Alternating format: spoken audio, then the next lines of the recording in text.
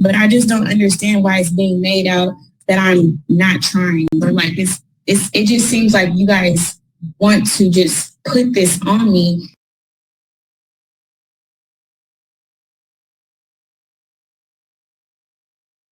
That's what we're doing today. This is Best of the Mess, where I reach back in my archives and I show you some of the videos you might have missed. The first one is real short, less than 2 minutes long, but it's really scary because he takes zero accountability. The second one, Little Miss Attitude, has a huge attitude and takes zero accountability. Here we go. Looking at just hold tight. Looking at his cases, it looks like warrant history on at least 1, 2, 3, 4, 5 of those cases have warrant history as well. We are asking that the court consider $5,000 cash or bond. No. Mr. Rowdery, just hold tight. Let me make my record. Okay. And Your Honor, I would ask the court to consider a release for Mr. Rowdery. The alleged victim is a disabled person. Mr. Rowdery is her full-time caregiver, so I'm asking the court to consider not imposing a no-contact order. He is her only means of transportation, and her caregiver, she's suffering from schizophrenia at this time. He is pleading not guilty, denies these allegations at this time, and a no-contact order is going to not help the situation whatsoever when the person who is the alleged victim is fully reliant on Mr. Rowdery for all of her transportation and medical care, and is pretty severely disabled. Yeah. However, Ms. Pence's argument and information that the victim is severely disabled further concerns the city. The fact that he is her one and only transportation and caregiver further concerns the city, because if he is a vulnerable victim to domestic violence, and this is an alleged 4th time that there's been domestic violence in this relationship, perhaps he should not be her caregiver. This court is concerned about the allegation of strangulation of a vulnerable individual. I believe the least restrictive means in this case is to release. However, I am going to institute a no contact order concerned with multiple allegations of domestic violence with this vulnerable victim. No contact order, but who's going to tell? Her? She doesn't understand. They say that she doesn't understand that there's a no contact order. So that poor lady, he says, I would never hurt her. It's his 4th violation. Anyway, now we get Little Miss Attitude, who really is not understanding what's going on. Have you spoke to any of my counselors or anything, Ms. McDonald? We spoke to Mr. Mitchell. I don't get to speak to your counselors. Got you. Okay, well, I'm going to let my attorney talk, and then I'll speak when I'm supposed to.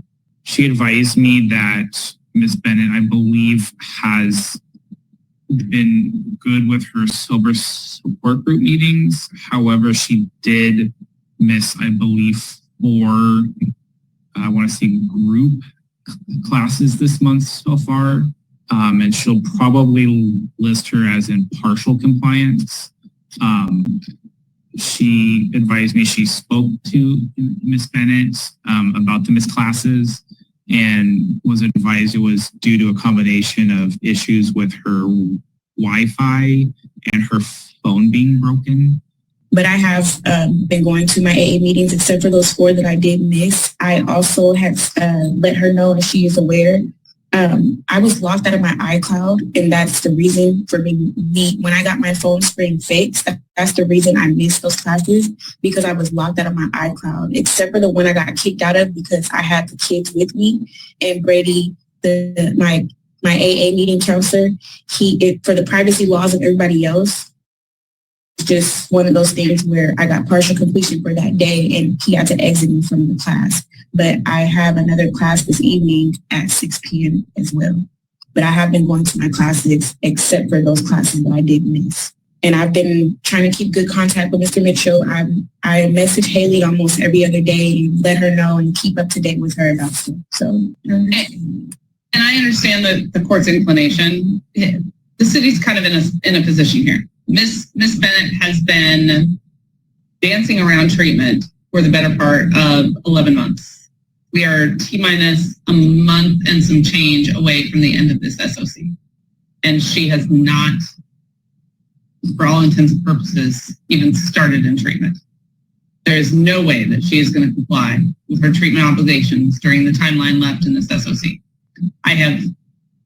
We have given her chance after chance after chance, her starting over with NAVOS, expecting complete and total 100% compliance late in the game. And here we are, 4 weeks in, she's missed 4 sessions. The city has lost complete faith that she is going to comply with treatment. I don't think that she is a good candidate for probation, and the city is going to renew its motion to revoke the SOC. This is something we've been talking about for months, that We've been talking about this for months, understood. I'm not understanding why Ms. McDonald is implying that I haven't started treatment because I have. Well, Ms. Bennett, you barely started treatment. You have until September 6th to complete a program, and you've had so many issues that you cannot complete it by the deadline. Okay, so that's my concern, is that you have done so many different restarting, leaving, making different choices, and you can't finish it in time. When you work and you take care of children by yourself, I'm sorry, I don't know if you guys have extra hands on deck or whatever the case may be. There's stuff that's happened in my life that's been out of my control, and that's the reason I've been back and forth with treatment. That's the reason I've been back and forth. I had to quit my job to deal with all this.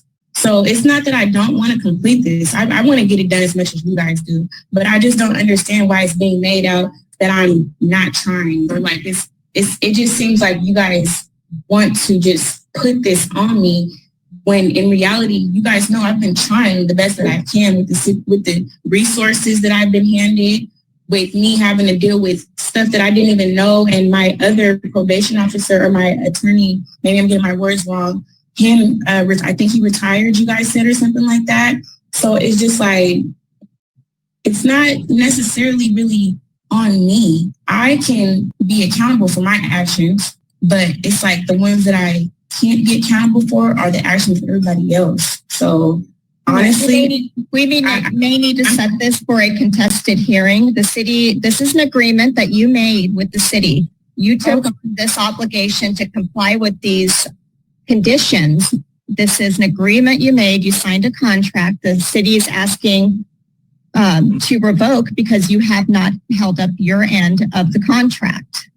And so we can set this for a revocation hearing and provide additional information. What exactly is a revocation? So you guys say stuff to me and don't make that clear. So what exactly is a revocation hearing?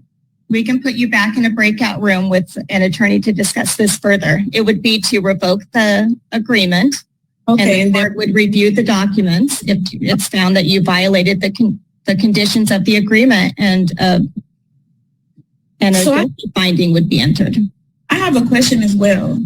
Is there a way that I can have the video from September 2021, the police report that you guys said you guys were unable to find and everything? Is there any way that I can get all this on record like I've been asking for this whole time?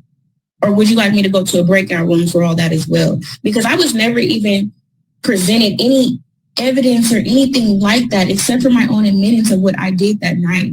Other than that, I really have been unclear about exactly what is even going on. So you're right. I'm open to doing a revocation hearing, Ms. Grant. Well, the revocation hearing, you've waived your right to present a case.